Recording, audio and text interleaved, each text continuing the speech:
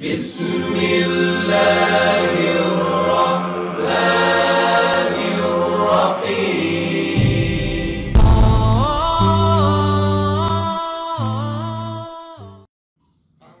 আসসালামু আলাইকুম। সমস্ত প্রশংসা আল্লাহ তাআলার জন্য। তো আজকে ভিউয়ার্স যে বিষয় নিয়ে আলোচনা করব সেটি টাইটেলে দেখছেন। তো আজকে এর আগের পর্বগুলো যেগুলো দেখছেন 1, 2, 3, 4 এই 4টি পর্ব দিয়ে দিয়েছিলাম। যারা দেখে নাই অ্যাঙ্গেল রড অর্থাৎ স্টিল স্ট্রাকচার বিল্ডিংগুলো কম খরচে বানানো যায়, 1, 2, 3, 4 পার্টগুলো, এই পার্টগুলো আপনারা দেখে আসতে পারেন। আর যদি আপনি আমার চ্যানেলে নতুন হয়ে থাকেন তাহলে অবশ্যই আমার চ্যানেলটি সাবস্ক্রাইব করবেন, এবং যদি পুরনো মেম্বার হয়ে থাকেন তাহলে অবশ্যই ভিডিওটিতে লাইক, কমেন্ট, শেয়ার অবশ্যই করবেন। আপনারা অবশ্যই কমেন্টস করবেন, আপনাদের মতামতগুলো জানাবেন, কারণ আমিও প্রতিটি মানুষই কিন্তু শেখার জন্য এসব কারো কোনো শিক্ষার কোনো বয়স নেই, যেটা বলা আছে। আপনার এক্সপিরিয়েন্স যদি 5 বছর থাকে তো আপনি 5 বছরের এক্সপিরিয়েন্স নিয়ে আসেন, আর একজনের কিন্তু 10 বছর রয়েছে, কিংবা হতে পারে যে কোনো একটা টেকনোলজি বিষয় আপনি আমার চেয়ে বেশি জানেন। এইসব টেকনোলজির মধ্যে যদি কোনো কিছু ভুল হয়ে থাকে অবশ্যই আপনারা কমেন্ট বক্সে তা বিস্তারিত একটু লিখে দিবেন, যাতে করে নেক্সট টাইম থেকে আমি সেটা জানতে পারি। এমন অনেক কিছুই রয়েছে, যেমন এর আগে আমি ইপিএস প্যানেল সম্পর্কে অত জানতাম না। এক ভাই আমাকে ইপিএস প্যানেল সম্পর্কে একটু প্রশ্ন করেছিল, যার কারণে আমি সেটা জানছি, প্লাস ইপিএস প্যানেলে কাজ করা অলরেডি শুরু করে দিয়েছি, যার ভিডিও আপনারা পরবর্তীতে পাবেন।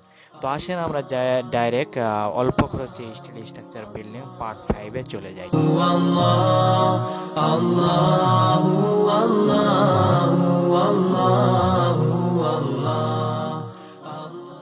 তো ভিউয়ার্স একটু লক্ষ্য করেন, পার্ট 4-এ যেটা দেখছেন অর্থাৎ পর্ব 4 নাম্বার পর্বে যেটা দেখছেন সেটা হচ্ছে আমি বেশিরভাগ আলোচনা করছিলাম যে তাপরোধী এই ইন্স্যুরেন্স নিয়ে। তো আজকে দেখেন যে এই বিল্ডিংটা যেটা বানানো হচ্ছে এখানে, এই জায়গায় কিন্তু ইন্স্যুরেন্স দিয়ে হয়ে গেছে, দেওয়ার পরে এই শিটগুলো আমরা উপরে বিছায় দিয়েছি। তো শিট উপরে বিছানোর পরে বা সুন্দরভাবে বিছানো হয়েছে, শুধু এই সাইডটা একটু ফিল রয়েছে। তারপরে কিন্তু এই নাট বল্টু ওয়াশারগুলো এখন লাগিয়ে দিতে হবে স্টেপ বাই স্টেপ। তো এগুলো সুন্দর করে আগে মিলাই নিতে হয়। ফার্স্টে আগে আপনার ইন্স্যুরেন্স, এরপরে আপনার টিন, দেখেন ওয়াশারগুলো দেখেন। তো এইগুলো মিলানোর পরে কিন্তু তারপর নাট বল্টু ওয়াশার দিতে হয়। আর যেটা দেখছিলেন আমরা একটা আর্চ আকারে তৈরি করেছিলাম, দেখেন এখানে দিয়ে করা হয়েছে।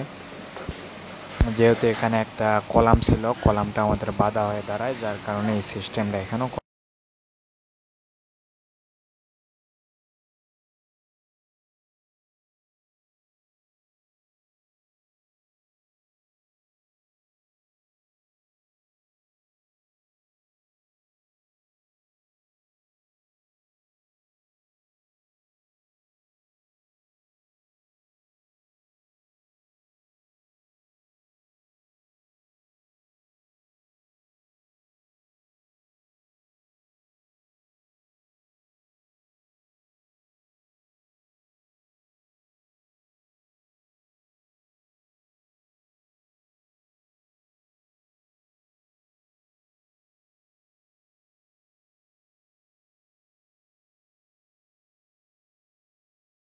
এবার থেকে ধরছি যে আমরা ওই শিটগুলো লাগাইছি আর কি এখানে একটু তে কিছু শিট লাগাইছি, দেখেন উপর থেকে নিচের দিকে চলে আসছে।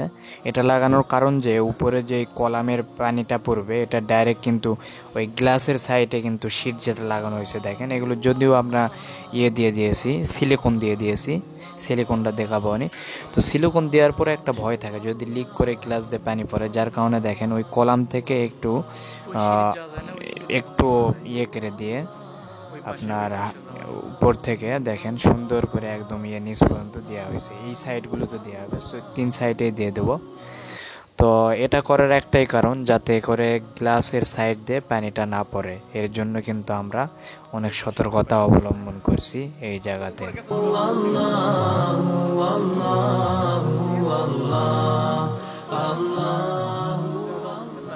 ভিউয়ার্স লক্ষ্য করেন যে আমরা এই পাশে নিয়ে আসছি ক্যামেরা, আমি হচ্ছে ছাদের উপর উঠছি, উঠে আমি ভালো মতো দেখাচ্ছি যে একটু হালায় দিয়ে যে আমরা আর একটা এখানে শীট দিয়েছি, ওই শীটটা একটু ভালো মতো দেখানোর জন্য আনছি। দেখেন ওই যে কলামের পানিটা যে পড়ে সেটা কিন্তু ডাইরেক্ট ওই পাশে দেখালাম যে এটা গ্লাস দিয়ে কিন্তু লিক করার একটা সম্ভাবনা থাকে, যার কারণে এটা দেওয়া হয়েছে।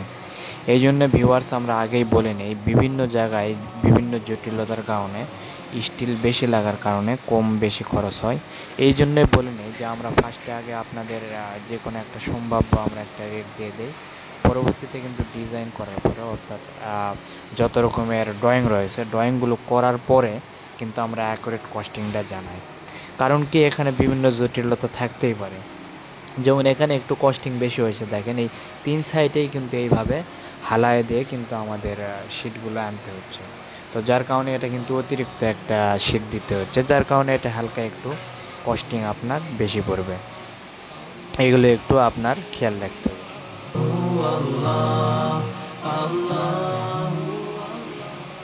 ভিউয়ার্স এখন যেটি ভিডিও দেখতে পাচ্ছেন এটি আর একটি প্রজেক্ট, যেটা বলছিলাম জেনারেটর রুম এখানে তৈরি করা হচ্ছে। তো এই জায়গায় কোনো মানুষ থাকবে না, শুধু একটা ইঞ্জিন মেশিন থাকবে। তো যার কারণে এখানে ইন্স্যুরেন্স দেওয়া হয়নি, শুধু আপনার ট্রাসগুলো দেওয়া হয়েছে, এরপরে ইউ দেওয়া হয়েছে, ইউ চ্যানেলগুলো দিয়ে কিন্তু এটা শীট দিয়ে তৈরি করা হয়েছে। এর যা 3টা পাইপ দেওয়া হয়েছে, এর আগে ভিডিওগুলোতে দেখছিলেন। আর যে মাঝখানে যে অংশটা দেখছেন এটা কিন্তু বেসমেন্ট তৈরি করা হয়ে গিয়েছে, আমি ভিডিও দেখাইনি কারণ এগুলো বেসমেন্ট তৈরি করার ভিডিও অ্যাভেলেবল এর আগে 2টা দিয়েছি, আর অনেক ভিডিও রয়েছে ইউটিউবে, এগুলো থেকে দেখতে পারেন। তো এখানে মূল আমি স্টিল স্ট্রাকচারগুলোই দেখাবো। তো এই জায়গায় শুধু এইটুকুই দেখে নেন, আমরা মূল আর একটা বাসা বাড়ি যেমন তৈরি করলে সুন্দর লাগে সেটাতে এখন যাব। নেক্সট যে ভিডিওটি দেখতে পাবেন সেটা আপনার বাসার মতো দেখতে হবে। তো আসেন।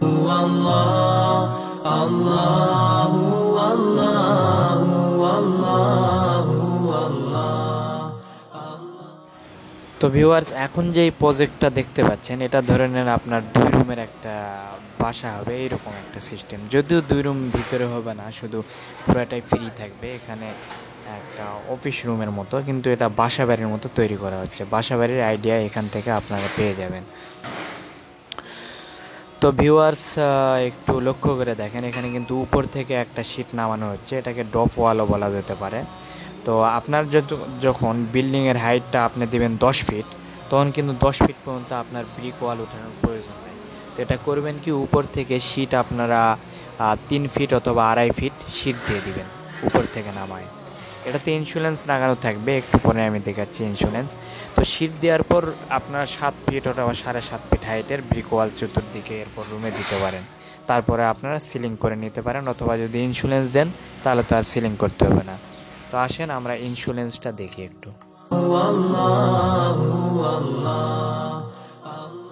তো ভিউয়ার্স একটু লক্ষ্য করেন যে এখানে এটা কিন্তু রুম কমপ্লিট হয়ে গেছে, উপরের ছাদটা। এখানে আমরা ফার্স্টে ইন্স্যুরেন্স দিয়েছি, আগে চতুর্দিকে ড্রপ ওয়ালগুলো করে নিয়েছি এই স্টিয়ার শিটের। এগুলো বাসা বাড়িতে সেম এইভাবে করলে অনেক ভালো। তো এরপরে ইন্স্যুরেন্স দিয়েছি, ইন্স্যুরেন্সের উপর কিন্তু শিট রয়েছে। তো এটা হয়েছে কি যে এইভাবে করলে আপনার ব্রিক ওয়ালটা একটু কম দিতে হচ্ছে, কস্টিংটা আর একটু কমে যাবে। তো এর উপর 7 ফিট পর্যন্ত আপনার ব্রিক ওয়াল দিবেন, আর এখানে কোনো তাপ প্রবেশ করতে পারবে না। যদি এইভাবে আপনারা বাসা বানান, অর্থাৎ কম খরচে বানাতে যাচ্ছেন, তো সুন্দরভাবে ইন্স্যুরেন্স দিতে হবে। নিচে কিছু ডব ওয়াল নামায় দেবেন শীটের, আর বাকিটা 7 ফিটের মতো ব্রিক ওয়াল দিয়ে যেভাবে রুম করে নেবেন করতে পারবেন। এরপর আপনারা যদি সিলিং করে নিতে চান তো সিলিং করে নিতে পারবেন।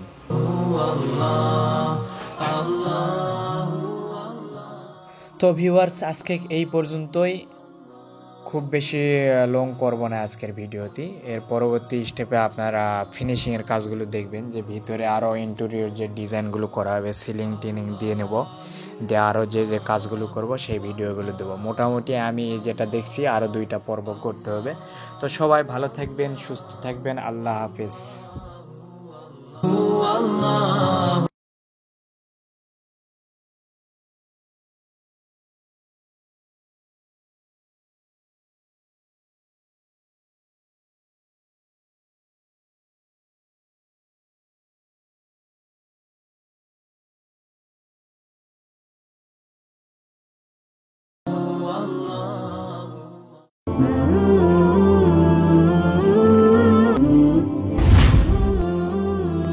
জাযাকাল্লাহু খায়রান।